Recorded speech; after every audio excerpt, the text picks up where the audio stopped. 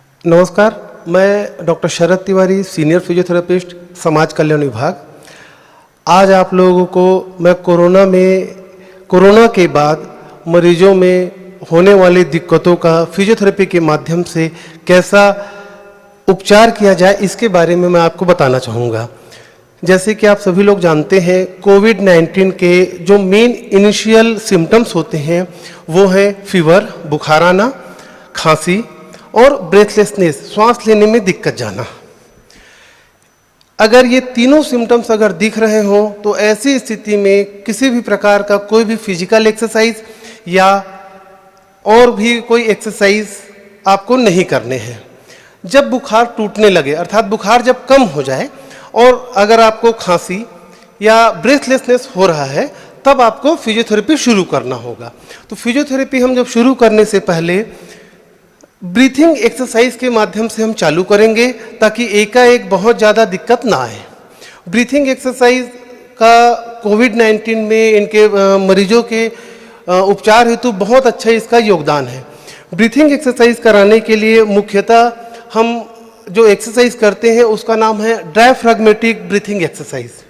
ये करने के लिए मरीज को जहाँ बिस्तर में या काउच में लेटे रहें, उनके दोनों घुटनों को आपको ये मोड़ के रखना है। अगर मोड़ने में अगर कहीं कोई दिक्कत जा रही हो तो आप घुटने के नीचे तकिया या पिलो ये रख सकते हैं। और ये करने के बाद आप मरीज को बताएंगे कि एक हाथ अपने नाभि के पास रखें और एक हाथ अपने चेस्ट के पास रखें। और ये करने के बाद उनको आप एडवाइस करेंगे कि नाक के माध्यम से श्वास को लेंगे, 2 से 3 सेकंड उसको होल्ड करेंगे, रोक के रखेंगे और उसके बाद मुंह से श्वास को छोड़ना है और धीरे धीरे उसको छोड़ते जाना है। ये आप यहाँ पे ऐसा महसूस भी कर सकते हैं कि आपका जो पेट है वो ज़्यादा फूले ना, आपको चेस्ट से श्वास लेना है। और इस प्रक्रिया को आपको 3 से 5 बार दोहराना है इसको।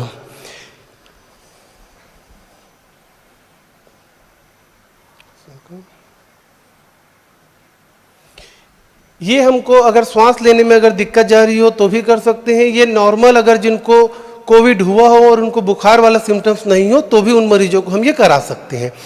इसके बाद अगर जिन मरीजों में कफ या खांसी बहुत ज़्यादा हो रहा है, उनके लिए हम एक टेक्निक का इस्तेमाल करते हैं जिसको बोलते हैं पीडी, पोस्चरल ड्रेनेज। ये करने के लिए आप मरीज जब सीधा लेटे हों, पैर के नीचे आपने एक तकिया लगा के रखना है दोनों घुटने के नीचे।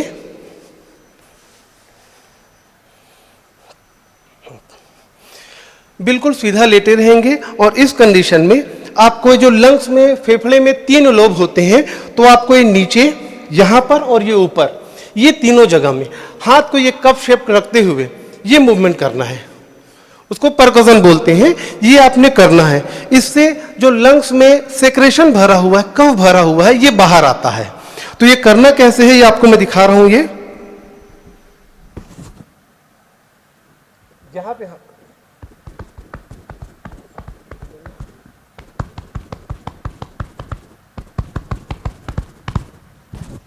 ये आपको 10 से 15 रिपीटेशन ये करना है। इससे मरीज को खांसी आएगा और जो बलगम है वो बाहर आता है। इसको आप 3 तरीके से कर सकते हैं। एक सीधा लेटे हुए, तो ये नीचे के लोब, मिडिल लोब और अपर लोब के लिए। सेम चीज आप इसको करवट में कराएंगे।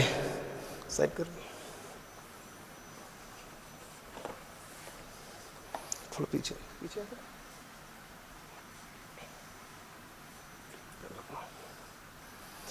ये करते समय हाथ यहाँ साइड में रहेगा और आपने मरीज के पीछे से यहाँ पर कोई दोनों हाथों से आपको परकशन करना है। ये 3 लेवल में रहेगा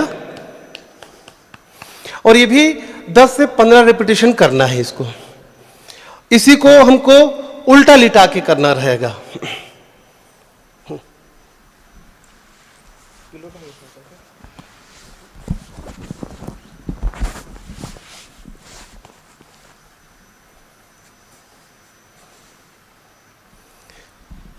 ये इस पोजीशन में मरीज को रखना है और उसके बाद आपको ये तीनों लेवल में दोनों साइड से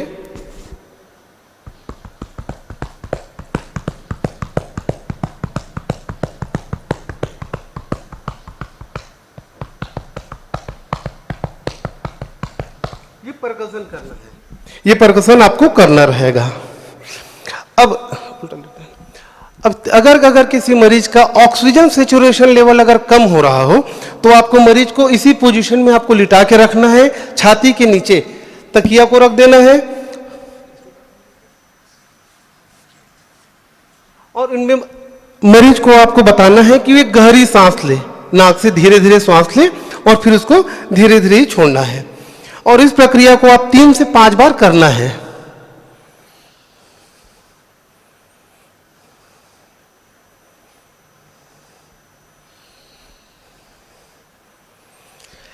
ये करने से आपका जो ऑक्सीजन सेचुरेशन लेवल है वो आपका बढ़ेगा और अगर चेस्ट में अगर पेन हो रहा हो वो भी आपका ठीक रहेगा इससे, चेस्ट पेन।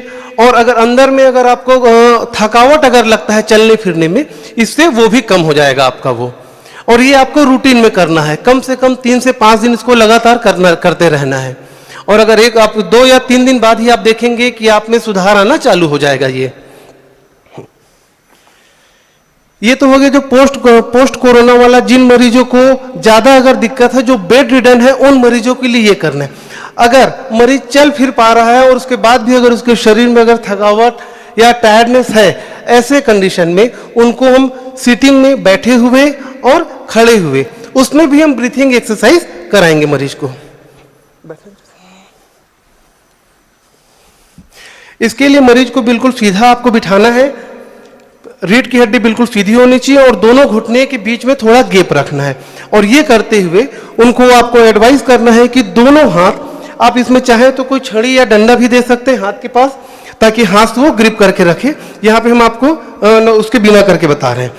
ये हाथ को अपना सीधा उनको मरीज को एडवाइस करना है कि श्वास लेते समय ये दोनों हाथ हो और सिर को पीछे की तरफ ले जाए और श्वास छोड़ते समय वापस आए। करने